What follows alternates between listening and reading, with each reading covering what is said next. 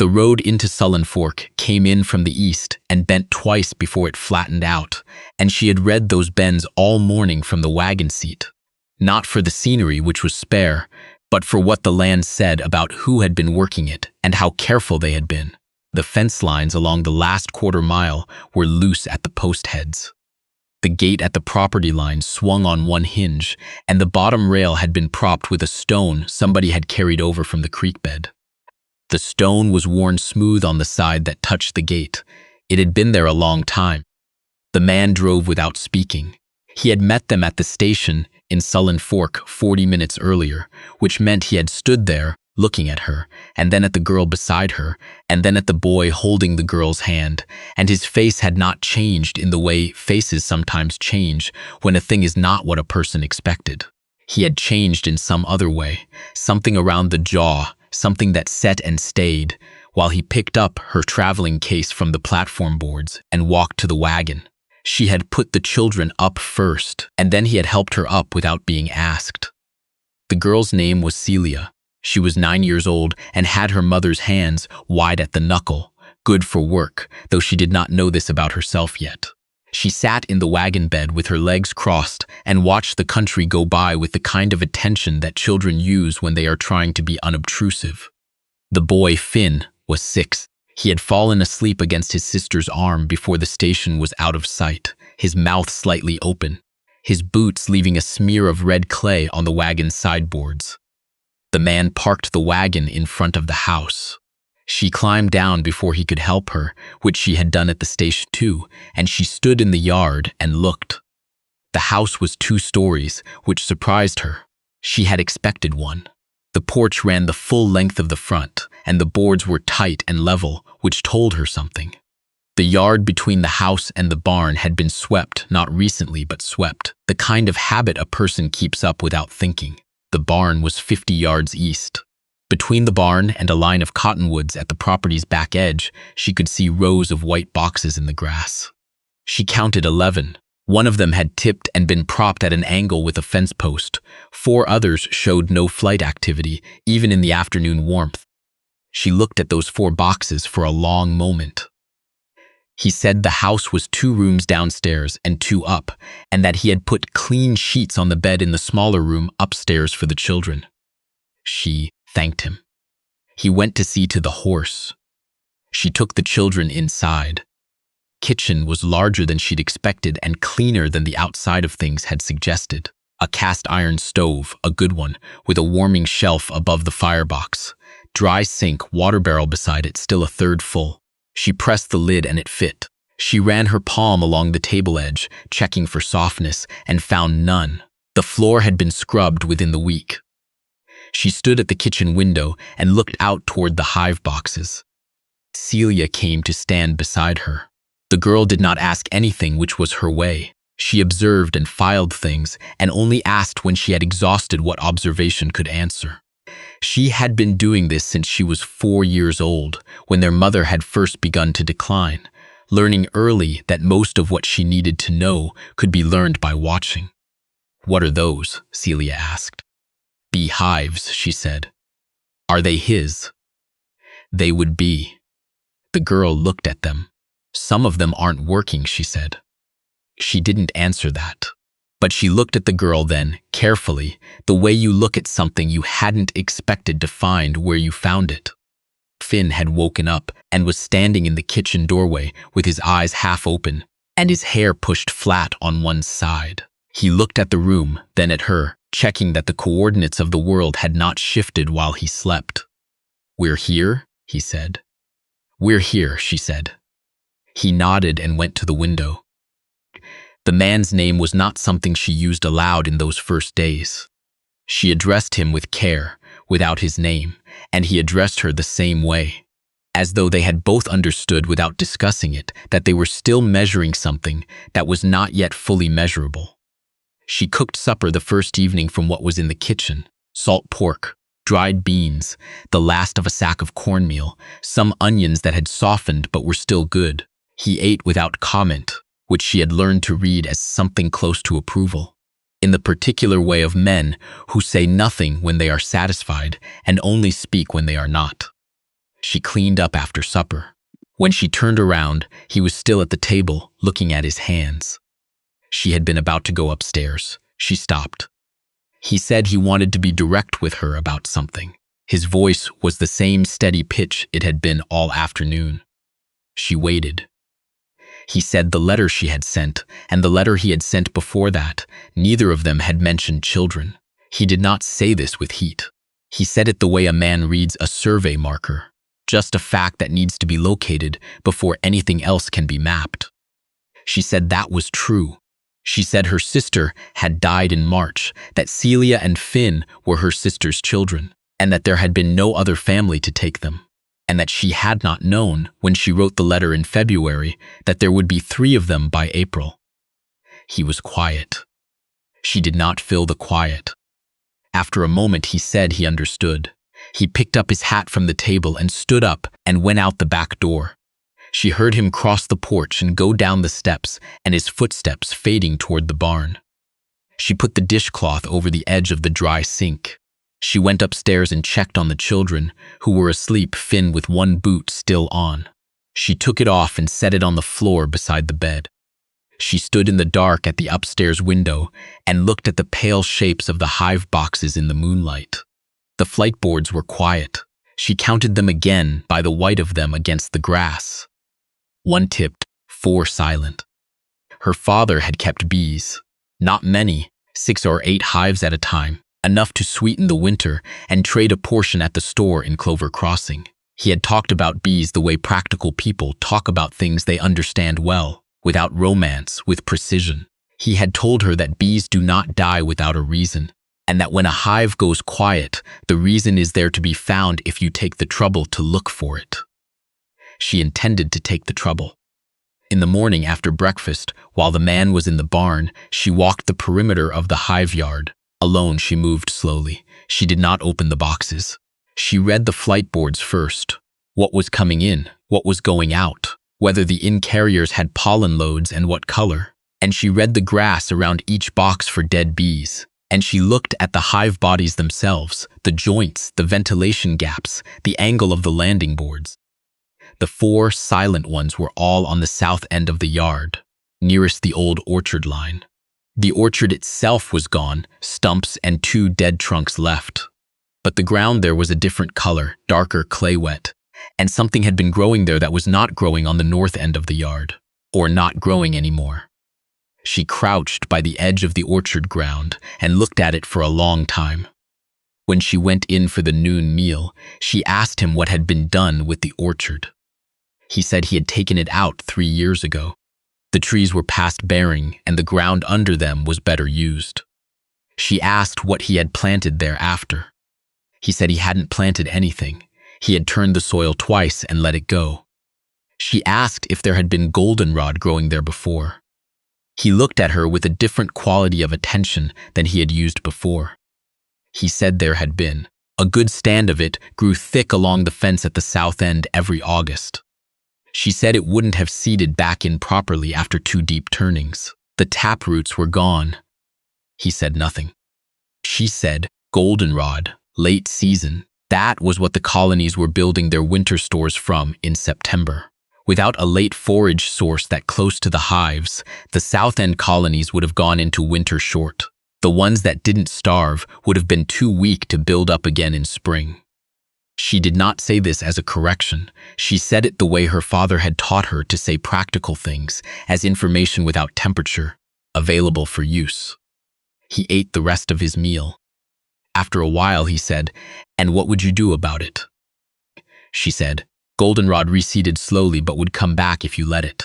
White clover between now and then, and Facelia if he could get seed, those were fast.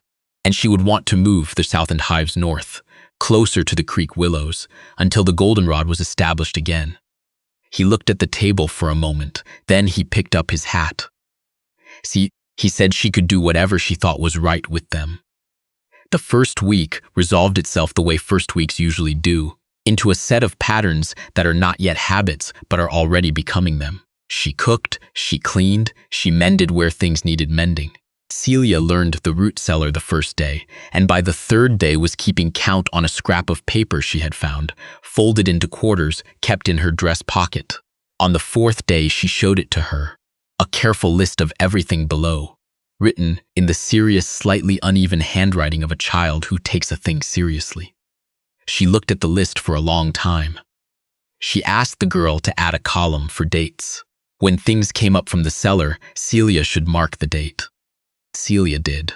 She added the column and dated every jar from that day forward. Finn had found the water pump behind the barn on the first morning. He could not work the handle alone. It was stiff, needed a hard downstroke, but he had worked out by the second day that if he hung on the handle and let his weight do the work, it would come down far enough. He was filling the watering trough for the 2 horses by himself before the end of the week. He spilled enough to mud up the ground around the trough in a radius of 3 feet. He did not spill less as the days went by, but he did not stop doing it either. The man noticed. She was at the kitchen window on a Thursday morning and watched him walk to the trough and stop. He looked at the mud, at the wet ground, at the small boot prints pressed into it. He stood there longer than the situation required. He did not say anything when he came in for breakfast, but he looked at Finn once, and the look was not the same look he had been giving the boy all week. She did not remark on this. She set the biscuits on the table and sat down. A man came on a Wednesday, 3 weeks in. He rode in from the road mid-morning and tied his horse at the fence post and knocked, which told her something, because most people in that country didn't knock. She answered the door. He was about 60, weathered, with a careful way of speaking that she recognized as the kind of politeness that is actually a form of scrutiny. He said he was looking for the man of the place. She said he was in the south field, and she could send one of the children. The man looked at her once, then at Celia, who was sitting at the kitchen table doing her letters. He said that was all right. He would find him himself. He looked at Celia again before he turned to go. She watched him cross the yard from the kitchen window. She could not read the conversation in the field from here. Just 2 figures at a distance. The neighbor standing, the man with one hand on the fence rail. But she could read the angle of the neighbor's body, which was the particular angle of a man delivering information he considers useful, but expects to be unwelcome. He came in for the noon meal 40 minutes after the neighbor had ridden out. She put food on the table. He sat down and picked up his fork. She did not ask. They ate through most of the meal without talking. Outside, Finn was chasing a hen that had gotten out of the yard. The sound of it, the boy's feet and the hen's complaint, came through the open kitchen window and sat in the room between them. After a while, he said that a neighbor had come to tell him people in town were talking. He said this directly, looking at the table, and he named what they were talking about, and then he set his fork down and looked at her. She met his eyes. She asked if it concerned him. He was quiet for a moment. Then he said that it did not concern him what people in town did with their mouths. She said, "All right." He picked his fork back up. She passed him the salt without being asked. Celia had begun following her to the hive yard by the 3rd week, standing at a safe distance with her arms at her sides, her face very still. After 2 weeks of watching, she had started to move closer, and by the 3rd week, she was standing at the woman's elbow when she lifted the outer cover. She was not afraid of the bees in the way some children are afraid of them, loudly and with movement. She was careful and she was quiet, and she did not flinch when one landed on her wrist. She showed her how to hold the smoker, and then how to read the comb for brood pattern and stores. Celia listened with the same compressed attention she brought to everything, and did not ask questions until she had something specific to ask. When she asked, the questions were good ones, the kind that come from a person who has been sitting with a problem. One afternoon in late May, she found the girl at the south end of the yard, looking at the tipped hive, not touching it, just looking. "It's leaning," Celia said. "The ground's soft on that side," she said. "It's settled." Celia said, "We could put a board under it." She looked at the girl. She said, "There's a cedar board behind the barn. Finn could carry one end." Celia went and got Finn. They leveled the hive together, the 3 of them, the children holding the box steady while she lifted and set the board. When it was done, Celia walked around it once, checking the angle, and pronounced it right with the particular authority of a 9-year-old who has decided something is her area of expertise. The man was watching from the fence. She did not acknowledge him. She handed Finn the extra board and told him to carry it back. But she had seen him standing there. She planted the phacelia in the second week of May, as soon as the soil was warm enough, in the ground between the hive yard and the back fence. She got the seed from the dry goods merchant in Sullen Fork on a Thursday when she took the wagon in for supplies. The merchant, a thin man named Mr.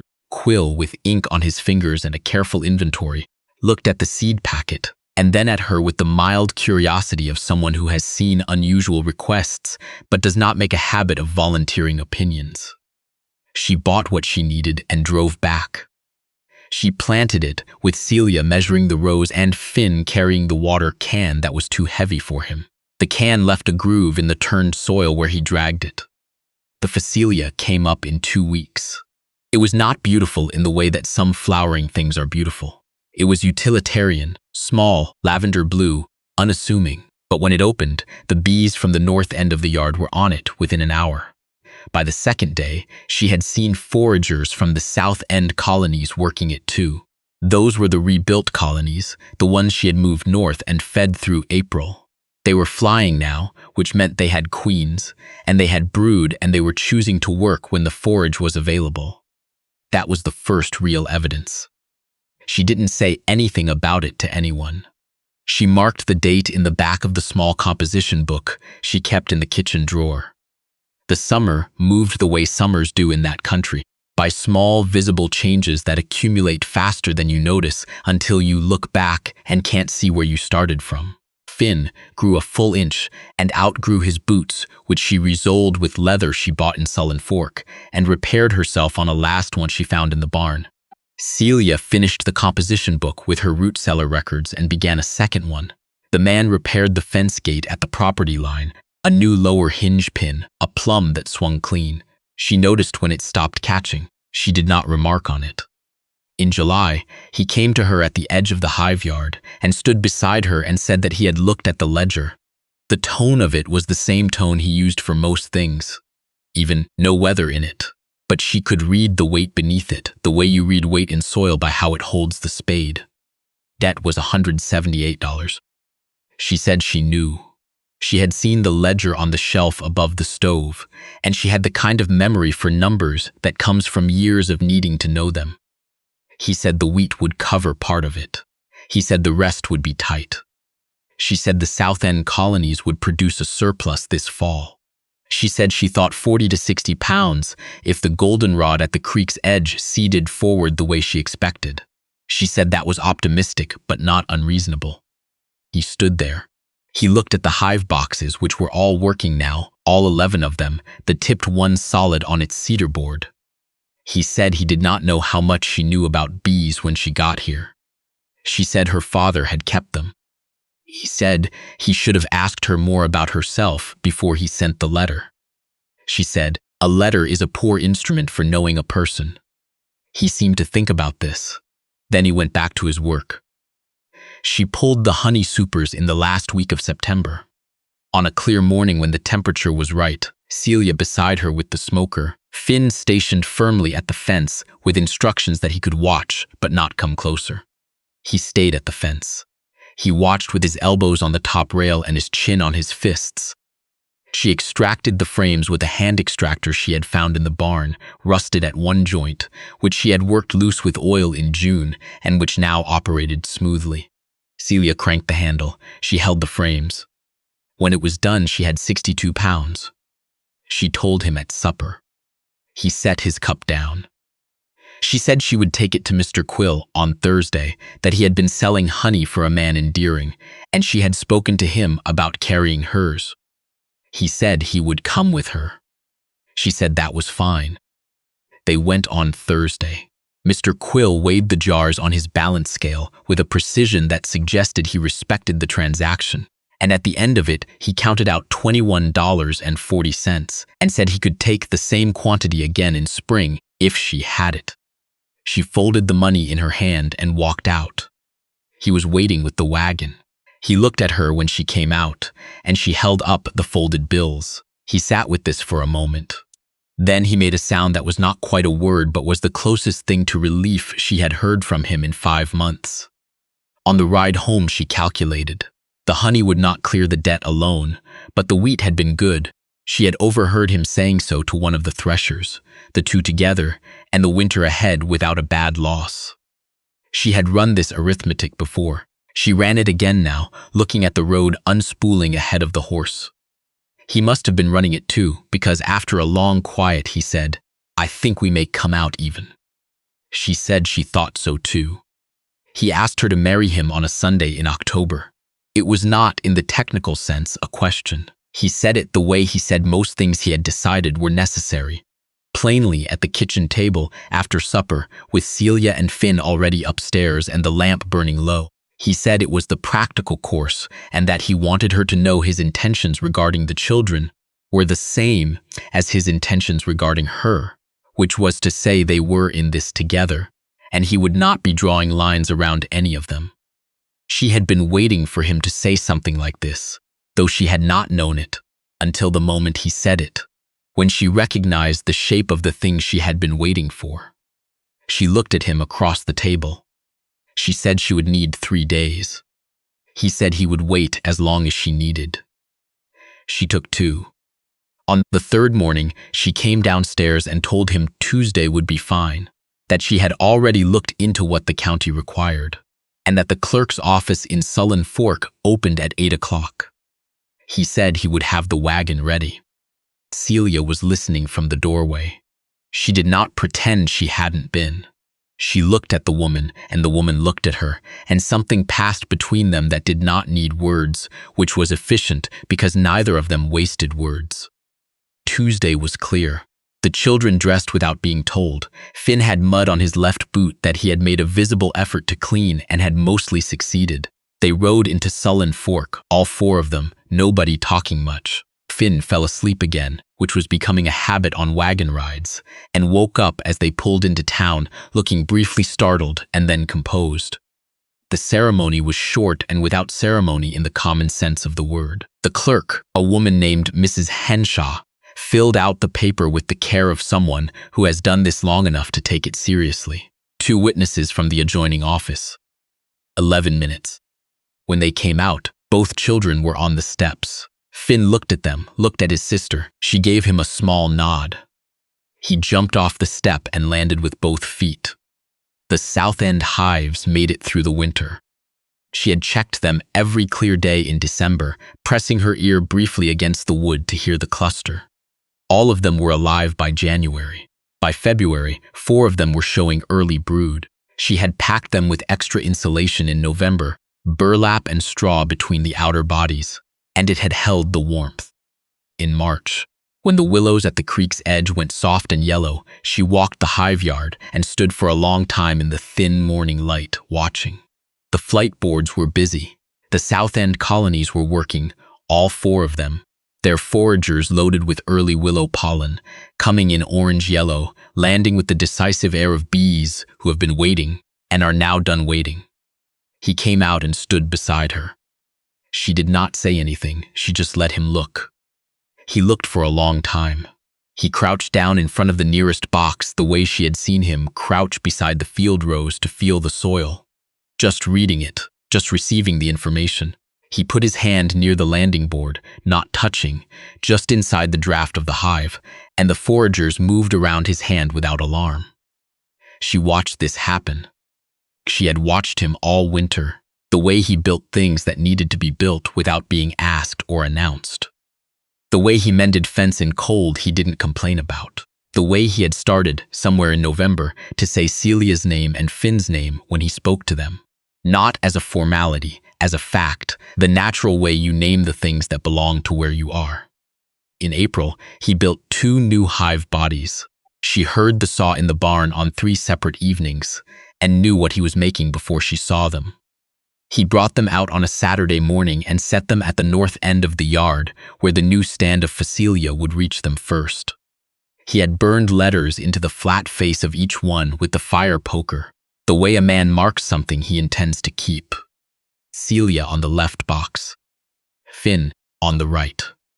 He set them level and straightened up, and said that when the colonies were strong enough in summer, they could split a strong hive, and she could help the children install the new queens themselves, if she thought they were ready.